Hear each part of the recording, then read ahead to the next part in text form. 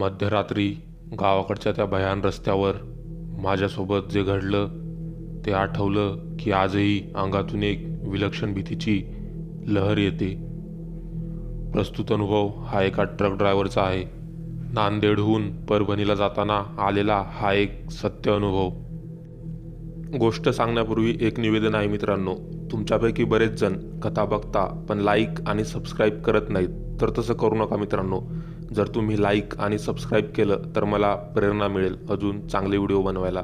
त्यामुळे नक्की व्हिडिओला लाईक करा आणि चॅनलला सबस्क्राईब करा. धन्यवाद.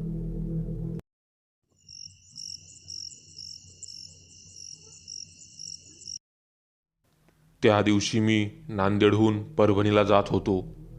माझ्या सोबतीला 2 ट्रॅक्टर्स पण होते. ट्रॅक्टरमध्ये कचाडून ऊस भरला होता व माझ्या ट्रकमध्ये देखील. आम्ही शेतातून ट्रकात व ट्रॅक्टरमध्ये ऊस भरला व आम्ही रस्त्याला लागलो. 2 ट्रॅक्टर पुढे व माझा ट्रक त्यांच्या मागे चालत होता. रस्त्यावर हलका हलका अंधार पडायला सुरुवात झाली होती. सायंकाळचे सुमारे 8 वाजले होते. आम्ही मेन हायवेने न जाता जुन्या रस्त्यावरून जात होतो, कारण हा शॉर्टकट होता आणि इतर वाहनांची गर्दीही या रस्त्यावर नव्हती.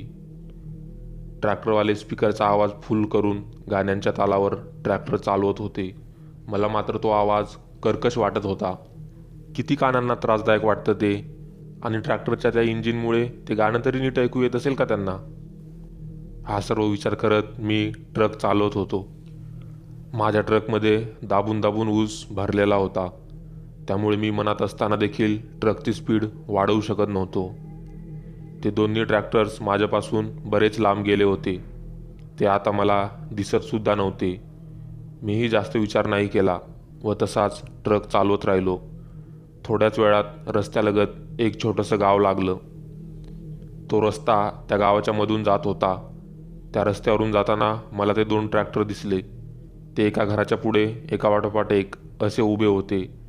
ट्रकचा आवाज ऐकून ते दोन्ही ट्रॅक्टर ड्रायव्हर त्या घरातून बाहेर आले. त्यांना बघून मी थोडा वेळ ट्रक थांबवला.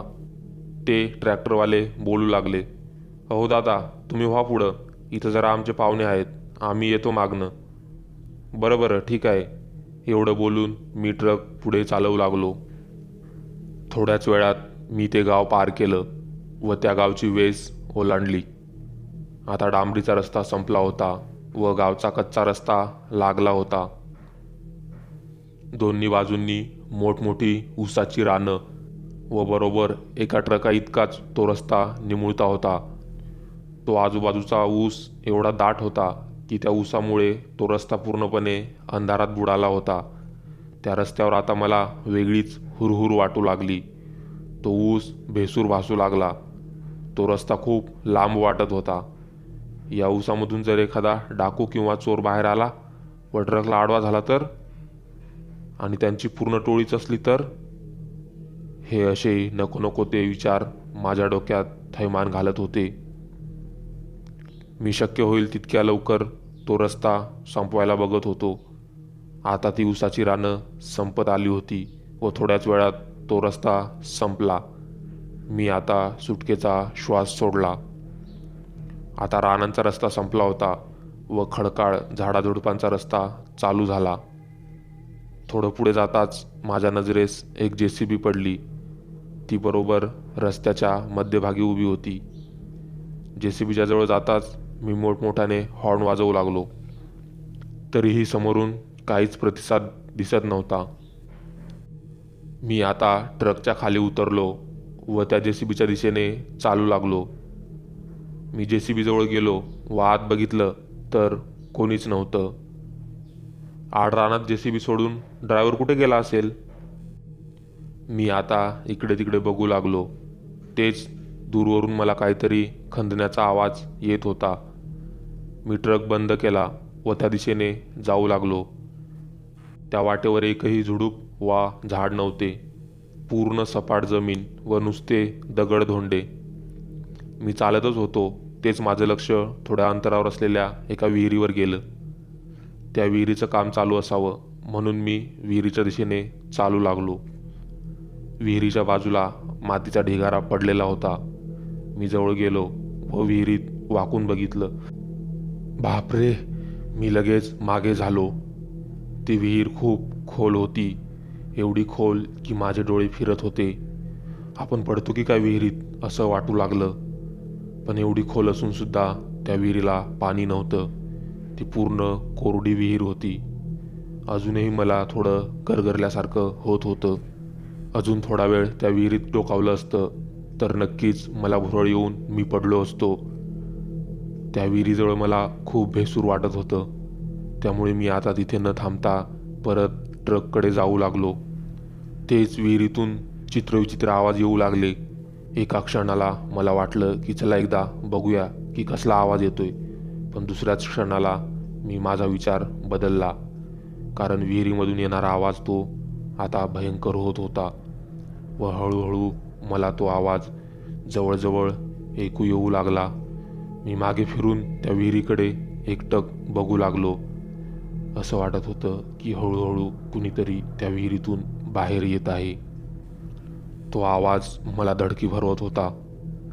मी लगेच तिथून काढता पाय घेतला व ट्रकच्या दिशेने चालू लागलो. मी त्या विहिरीपासून लांब जात होतो, पण तो विहिरीतला आवाज मला अजूनही स्पष्टपणे जवळ ऐकू येत होता. मी झपझप पावलं टाकत तिथून निघालो, पण तो घोगरा आवाज माझा पिछा सोडायला तयार नव्हता. मी त्या आवाजाकडे पूर्णपणे दुर्लक्ष केलं व चालू लागलो. मी आता ट्रकजवळ आलो आणि बघू लागलो. ती JCB अजूनही तिथेच उभी होती. आता मी तिला नीट निरखून पाहत होतो. ती एक जुनाट JCB होती. तिच्यावर बराचसा जंग चढला होता. असे वाटत होते की ती 4-5 वर्षे एकाच ठिकाणी उभी आहे. मी लगेच ट्रकमध्ये बसलो व ट्रक चालू केला आणि त्या JCBच्या साईडने ट्रक काढू लागलो. तेच ट्रकच्या समोर एक पांढऱ्या साडीतील बाई आडवी आली. मी गोंधळलोच. मी ट्रक मागे घेतला तशी ती बाई हवेत गायब झाली. मी तर चक्रावूनच गेलो. मी आता ट्रक मागे घेऊन JCBच्या दुसऱ्या बाजूने काढू पाहत होतो, पण जोच मी ट्रक पुढे नेला तेच परत तीच बाई ट्रकसमोर उभी होती. मला समजलं की इथे काहीतरी अमानवीय शक्तींचा खेळ चालू आहे. मी दीर्घ श्वास घेतला व ठरवलं की जे होईल ते होईल. मी ब्रेकवरचा पाय काढला व ट्रक सरळ त्या बाईच्या अंगावर नेला. ती बाई अजूनही तिथेच उभी होती. ट्रक तिच्या आरपार झाला. ती अगदी माझ्या सीट जवळून जाताना मला जाणवली. मी ट्रकचा स्पीड वाढवला व त्याच स्पीडने पुढे जात राहिलो. मी साईड मिररमध्ये बघितलं आणि अंगावर एकच काटा आला. ती बाई ट्रकच्या मागेच हवेत तरंगत होती. मी ट्रकची स्पीड अजून वाढवली. तिचं रूप आता विद्रूप होत होतं. तिच्या चेहऱ्यातून रक्त वाहू लागलं. भयंकर मोठ्या दगडाने तिचा चेहरा ठेचला असावा असं वाटत होतं. आता कच्चा रस्ता संपला होता व डांबरी रस्ता सुरू झाला. मी साईड मिररमध्ये बघितलं आणि सुटकेचा श्वास सोडला. मागे कुणीच नव्हतं. तिची हद्द संपली असावी म्हणून माझा जीव वाचला.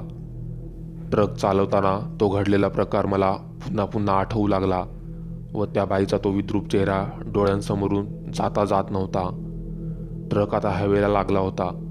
मी भरधाव वेगाने ट्रक पळवत होतो व थोड्याच वेळात मी परभणीत पोहोचलो. सांगितलेल्या ठिकाणी मी ट्रक लावला. 15-20 मिनिटांनी ते ट्रॅक्टरवाले देखील आले. त्यांनी मला बघितले व त्यांना काहीतरी बिनसल्याचं जाणवलं. ते माझ्याजवळ आले व माझी विचारपूस केली. मी त्यांना घडलेला प्रकार सांगितला. यावर ते म्हणाले, माफ करा दादा, आम्ही तुम्हाला सांगायचं विसरलो की त्या रस्त्याने जाऊ नका. 5 वर्षांपूर्वी ती विहीर बांधत असताना क्रेनमधला दगड निसटला व तो एका मजुराच्या डोक्यात पडला. तो दगडाचा प्रहार एवढा प्रचंड होता की त्या मजुराचा जागीच मृत्यू झाला. त्याच्या बायकोने आक्रोश करत त्याला दवाखान्यात नेण्यास मदत मागितली, पण पोलीस कंप्लेंटच्या भीतीमुळे ठेकेदाराने ते प्रकरण तिथेच दाबले. त्या बाईने मात्र त्या विहिरीच्या दगडांवर डोकं आपटून आपला जीव दिला. तेव्हापासून ती बाई व तो माणूस रात्रीचं लोकांना विहिरीजवळ दिसतात. मी ट्रकवाल्यांचं बोलणं लक्षपूर्वक ऐकत होतो. त्या बाईची कथा ऐकून माझ्या डोळ्यात पाणी आले. आतापर्यंत आम्हाला मालकाचा फोन आला होता की गाड्या तिथेच सोडून घरी झोपायला या. थोड्याच वेळात मालकाने पाठवलेल्या 2 बाईक्स आल्या व आम्ही तिथून निघालो. पण माझ्या मनात तो प्रकार व ती कथा सारखी घुमत होती.